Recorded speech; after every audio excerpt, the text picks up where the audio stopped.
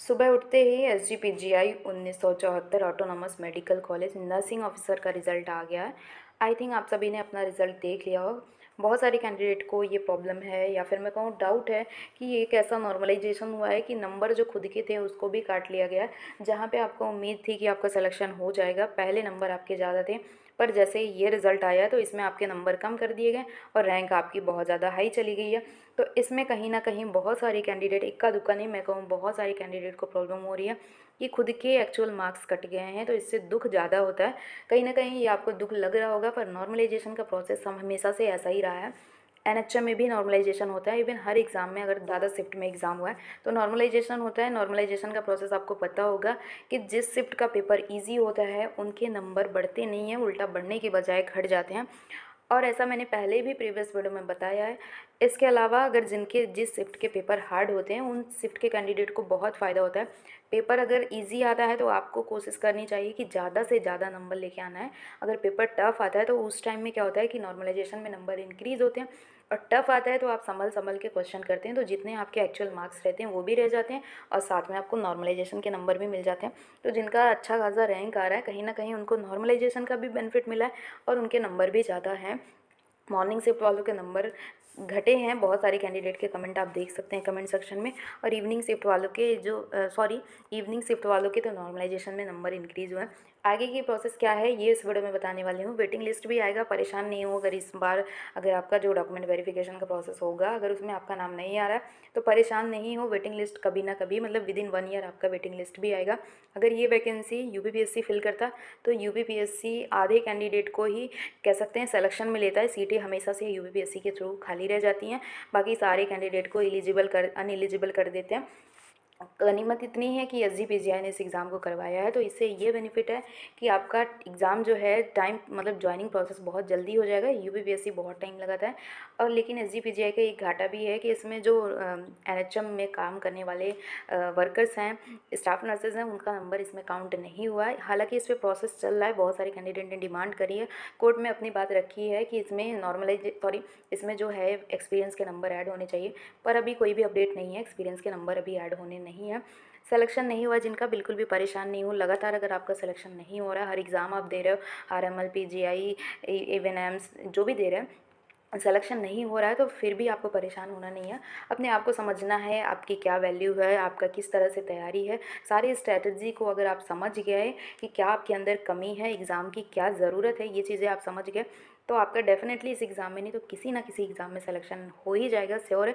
बस आपको समझना है। इससे रिलेटेड मैं वीडियो जल्दी अपलोड करने वाली हूँ, थोड़ा मुझे टाइम नहीं मिल रहा, नहीं तो इससे रिलेटेड मैं आपको वीडियो अपलोड कर दूँगी जिससे कि कुछ ना कुछ आपको ज़रूर फ़ायदा मिलेगा, ताकि आपको कहीं पे भी सिलेक्शन नहीं हो रहा है तो निराश होने की ज़रूरत नहीं है। डेफिनेटली आपका सिलेक्शन होगा, बस आपको अपने आप को समझना है कि कहाँ पे आपसे कमी हो जा रही है, किस कमी को आपको दूर करना है। SGPGI 900 का रिजल्ट कब आ रहा है, तो ये रिजल्ट आ चुका है, आपको पता ही है, मैंने बताया था।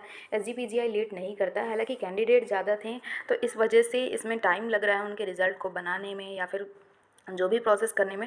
पूरे बहुत ज़्यादा कर्मचारी नहीं होते हैं किसी भी संस्था में कि आपको एक एक चीज़ जल्दी से जल्दी कर दे, क्योंकि हर एक चीज़ को बारीकी से यहाँ पे डिस्क्लोज़ करना होता है, तो कहीं भी मिस्टेक ना हो जाए, इसलिए टाइम लगता है किसी चीज़ को निकालने में। SGPGI का जो खुद का रिजल्ट है वो भी जल्दी आएगा। अब जिनका ऐसा रैंक है कि इसमें भी सिलेक्शन हो जाएगा, 900 में भी सिलेक्शन हो जाएगा, ऑटोनॉमस मेडिकल कॉलेज में भी सिलेक्शन हो जाएगा, इवन RML में भी उनका अगर सिलेक्शन हो रहा है, तो उनको समझना है कि कौन सी चीज़ को ज्वाइन करना है। इससे रिलेटेड भी मैं वीडियो लेके आने वाली हूँ, जिससे आप जो कैंडिडेट नॉर्थ के पीछे भागते हैं ना, एक ऐसे वीडियो में लेके आने वाली हूँ कि आप नॉर्थ के बारे में अगर रियलिटी आप समझ जाओगे, जो एम्स में और SGPGI और मेडिकल कॉलेज में अगर आप डिफरेंस समझ जाओगे तो आप बिल्कुल भी नॉर्थ के पीछे भागना छोड़ दोगे और उसके कंपैरिजन में आप CSC PSC ज्वाइन करोगे। ऐसा मैं अपने पर्सनल एक्सपीरियंस से या फिर अदर कैंडिडेट या फिर जो मेरे साथ में फ्रेंड्स हैं मेरे, उन सारे के रिव्यू से मैंने एक चीज़ को नोटिस किया है कि जो CSC PSC है वो कहीं ना जॉब के पर्पज़ से बहुत ही बेस्ट है comparing to AIIMS nursing officer बनना। ये आप जिस दिन समझ जाओगे तो नॉर्थ के पीछे भागना छोड़ दोगे। और दूसरी बात की कैटेगरी वाइज इसका दूसरी बात मैं बता दूं कि कैटेगरी वाइज इस वैकेंसी में कितनी रैंक पे सिलेक्शन हो जाएगा। नीचे मैंने लिखा भी है कि सीट से 4 गुना रैंक में अगर आप हैं तो आपका सिलेक्शन हो जाएगा। और श्योर है, जो वीडियो मैं बनाती हूँ तो कुछ ना कुछ लॉजिक होता है, तो ये लॉजिक मैं इस वीडियो में दिखाने वाली हूँ। तो वीडियो को लास्ट तक जरूर देखिए। चैनल को हमारे सब्सक्राइब नहीं किया तो सब्सक्राइब कर सकते हैं। वीडियो पसंद आए तो वीडियो को लाइक करें, ना पसंद आए तो बगल में डिसलाइक वाला ऑप्शन भी है। सबसे पहले शुरुआत करते हैं कि नॉर्मलाइजेशन में नंबर आखिर घटे तो घटे कैसे।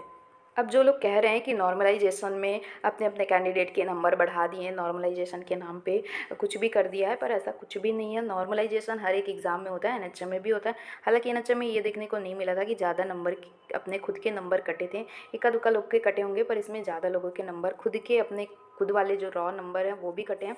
नॉर्मलाइजेशन पे आप सवाल नहीं उठा सकते। नॉर्मलाइजेशन का फॉर्मूला जो है एसजीपीजीआई ने अपने साइट पे डाला हुआ है, और नॉर्मलाइजेशन एक अच्छा रूल है सारे एग्ज़ाम के शिफ्ट को, पेपर को बैलेंस में करने का।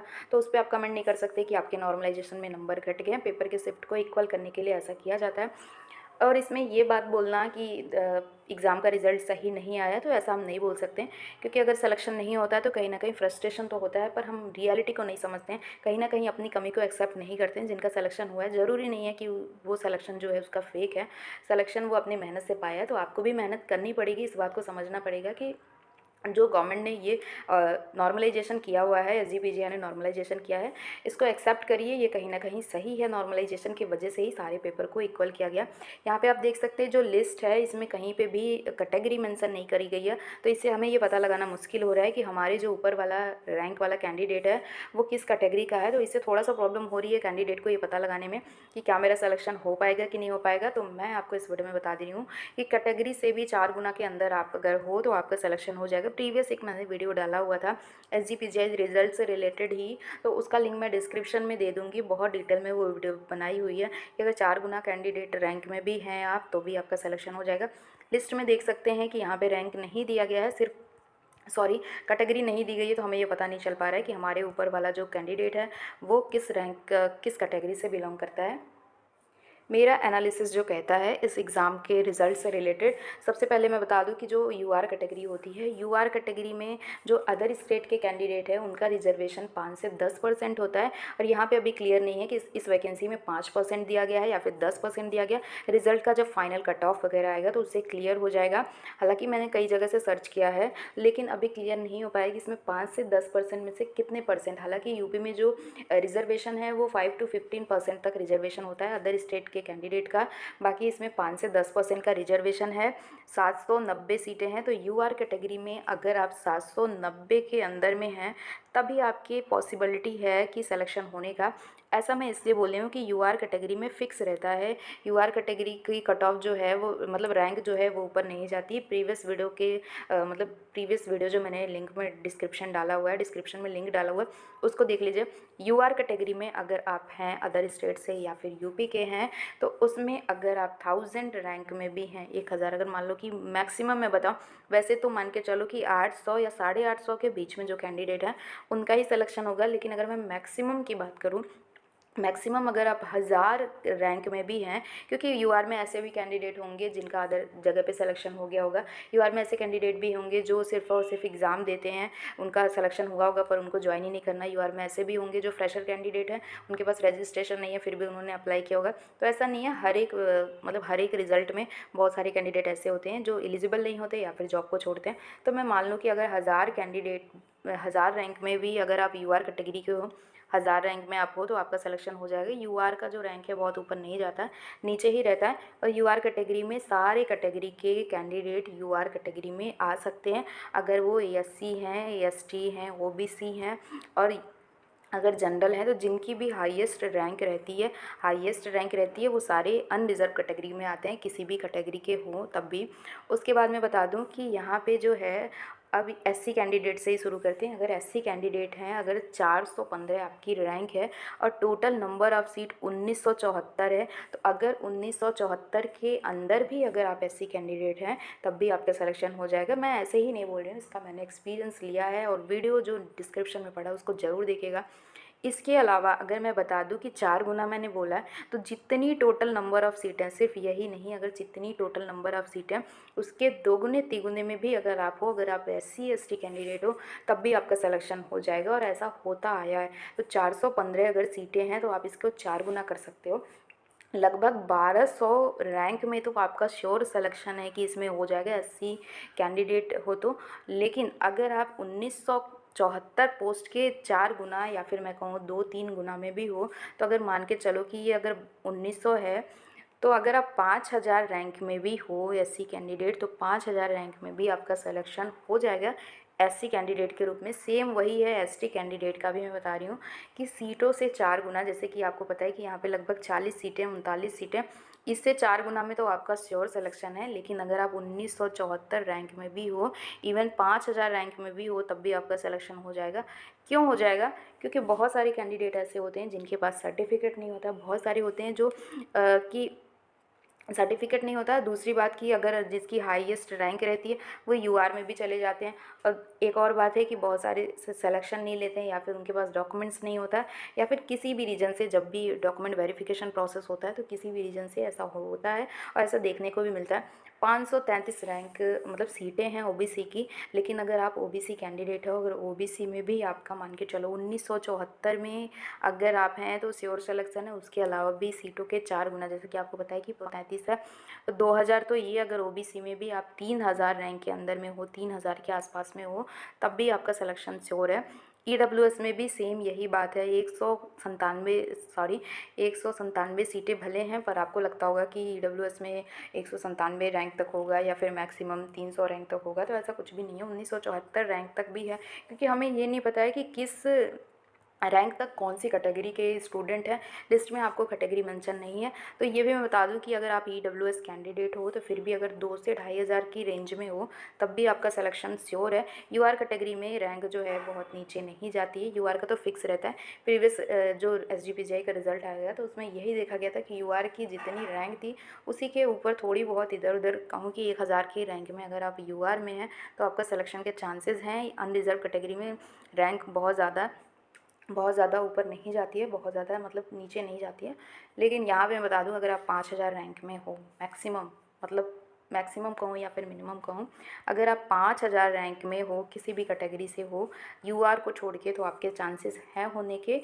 क्योंकि ये वैकेंसी ज़्यादा है तो वेटिंग भी आएगी, क्योंकि प्रीवियस जो एसजीपीजीआई की वैकेंसी है आप उसके रिज़ल्ट का कंपैरिजन कर सकते हैं, तो इसमें ऐसा कुछ देखने को मिलने वाला है। इसके अलावा मैं बता दूँ, तो ये बात रही रैंक वाइज कैटेगरी की। तो मैंने बताया कि जितनी आपकी कैटेगरी वाइज सीटें हैं उससे 4 गुना के अंदर में भी हो तब भी आपका सिलेक्शन श्योर है। और अगर एक कुल मतलब एवरेज में बताऊँ, सारी कैटेगरी का मिला के बताऊँ, तो अगर 5000 रैंक में भी कोई कैंडिडेट है तब भी उनका सिलेक्शन होने का चांसेस है। अब इसमें आगे का प्रोसेस क्या होने वाला है, जैसा कि आपको पता है कि ये स्टेट गवर्नमेंट की वैकेंसी है, और स्टेट गवर्नमेंट की वैकेंसी जो है वो डीजीएमई के अंदर में भरी जाती है। एग्ज़ाम को मतलब करवाने के लिए सिर्फ एसजीपीजीआई को दिया गया था, लेकिन अभी जो है रिज़ल्ट डिक्लेयर हो चुका है, तो आगे जो डॉक्यूमेंट वेरिफिकेशन का प्रोसेस है वो आपके ईमेल आईडी पे आपका अपॉइंटमेंट लेटर और डॉक्यूमेंट वेरिफिकेशन का पूरा प्रोसेस आ जाएगा। डीजीएमई आपका डॉक्यूमेंट वेरिफिकेशन करवाएगा, फिर उसके बाद आपको कौन सा मेडिकल कॉलेज दिया जाएगा उसके लिए आपकी काउंसलिंग होगी। वहाँ पर आपको मेडिकल कॉलेज की लिस्ट प्रोवाइड करी जाएगी, और काउंसलिंग के टाइम आपको रैंक वाइज मेडिकल कॉलेज जो दिया गया था एडवर्टाइजमेंट में उसमें से आपको चूज़ करना होगा।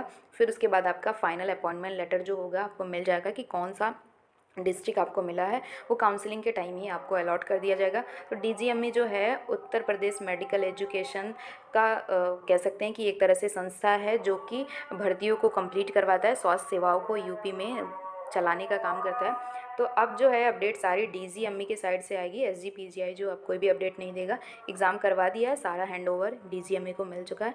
आगे की प्रोसेस डीजीएमई करवाएगी। जो भी डॉक्यूमेंट्स रिक्वायर्ड हैं वो सारे डॉक्यूमेंट आप कंप्लीट कर लीजिए। अगर डॉक्यूमेंट से रिलेटेड कोई भी प्रॉब्लम है तो कमेंट सेक्शन में बताइए।